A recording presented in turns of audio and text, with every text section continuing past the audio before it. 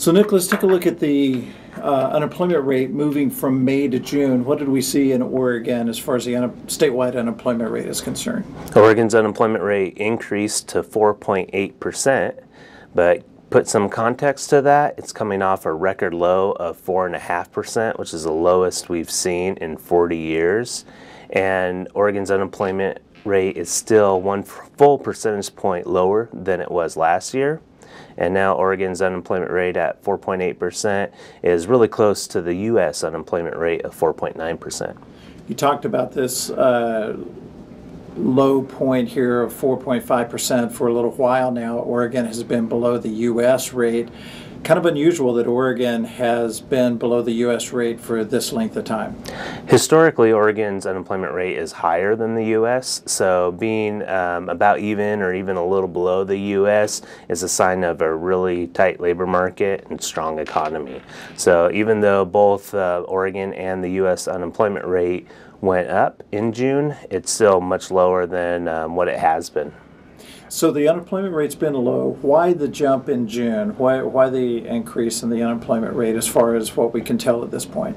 It probably has to do a lot with new entrants into the labor force. So these are folks who are leaving school maybe just for the summer, or they're graduating, or they've been off to the sidelines and just started to look for work again, or maybe they moved to Oregon from other states and haven't yet found a job. So while it takes a little bit for these new entrants into the labor force to find a job, they're considered unemployed, and that's a pretty common summertime activity. We usually see this increase in unemployment during the summer. It's just a little stronger than usual. So pretty typical for this time of year is what you're saying.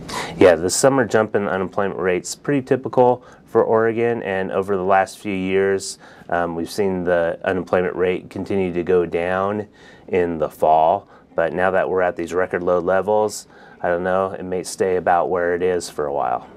When you talked about the labor force there, and Oregon's labor force has been increasing fairly strongly here of late. Correct. As people are moving into the labor force to try to find work, the labor force has been growing, which is another sign of a strong economy. So we reached over 2 million people in Oregon's labor force right now, and every month it's reaching another record high.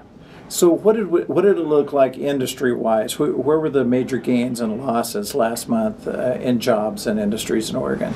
Well, overall, Oregon added 3,000 jobs in June, which is a pretty average rate of growth.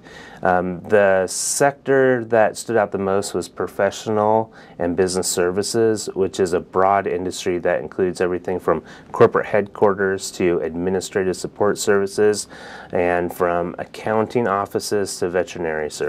So very broad industry. It added 1,400 jobs in June. So when we take a look now, take a step back and kind of look at the bigger picture over the last year, Oregon's unemployment rate, although it went up a little bit, is still seemingly compared to a year ago in pretty good shape. Right, the unemployment rate is still down 1 full percentage point from when it was a year ago. So another good sign that things are pretty healthy in the labor force. We also added 59,500 jobs over the last year. That's a growth rate of 3.3%, which is much faster than the U.S. rate of 1.7%. And Oregon has been adding jobs at a faster rate than the U.S. for 3 or 4 years now. So when you take a look at the numbers here, anything else that kind of stands out to you that is pretty notable for this month? Well, a couple sectors lost jobs in June. Leisure and hospitality lost 1,000 jobs, but it's a very large industry, and it can lose or add jobs like that over time while still maintaining long-term growth trend that it's been on. Manufacturing lost 600 jobs, and there's been some high-profile layoffs in the manufacturing sector, and I think those are starting to show up in some of the numbers.